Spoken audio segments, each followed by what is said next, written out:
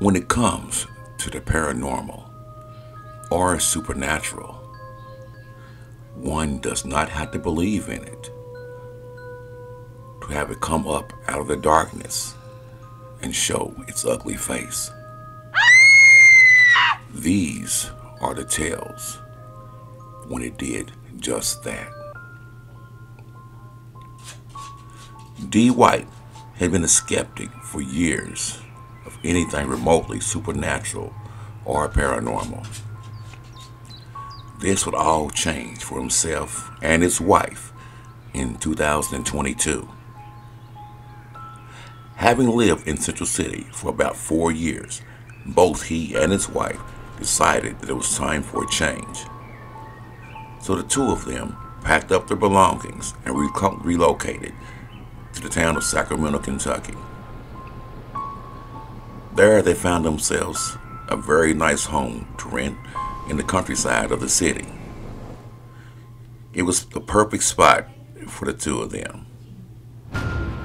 It was in the country, had a nice pond for fishing, and sat on about 2 acres of land, which was perfect for his 2 dogs, giving them all the room they needed to run and play with one another. After having lived there for about 3 months or so, the two of them had found themselves happier than they'd been in a long time. This would all change when one day Dee's wife would come home with the Ouija board that she'd picked up at a local yard sale not far from their home. Not believing that the board posed any threat, Dee decided one day to see if he and his wife could possibly communicate with one of his loved ones whom he had been very close to before his untimely death. After a couple of hours of trying to communicate with his relative and having nothing to show for it, Dee just decided to close out the session, so he abruptly took his hands off of the planchette. This would prove to be the biggest mistake that he could ever have made. For when dealing with the Ouija board, you are never supposed to take your hands off of the planchette before properly ending the session. If done wrong, you only allow the unwanted entity to get into your domain. The next couple of days went by just fine as he and his wife continued to settle into their new home. But on day 3, things would drastically start to change. It started out with some simple knocks and bangs around the house, which seemed only to happen at around 3 a.m. in the morning.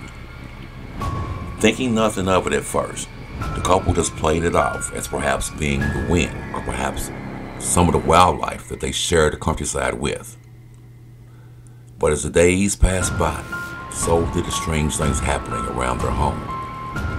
Simple knocks and bangs only intensified. Then they started to notice objects in their home turning up in places that they knew they shouldn't be, followed up by the sound of footsteps and disembodied voices coming from other rooms in their home when they knew that there wasn't anyone else in their home with them. Then, one night, he was awoken yet again at 3 a.m. by the sound of footsteps coming up to their bedroom door, only to open the door and find no one there. By now, he had had enough, so he installed a ghost detecting app from his Android phone to try and see who or what it was that had been done to take over their home. It wouldn't take long for both he and his wife to get the answers that they both were seeking. Here are some of the images that Dee managed to catch while using the camera.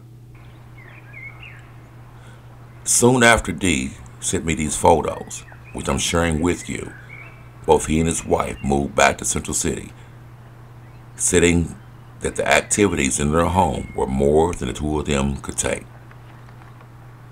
Things have begun to get back to normal for both Dee and his wife, and whatever entity that the two of them released while improperly closing the Ouija board, he more than sure still lurks within the Sacramento home.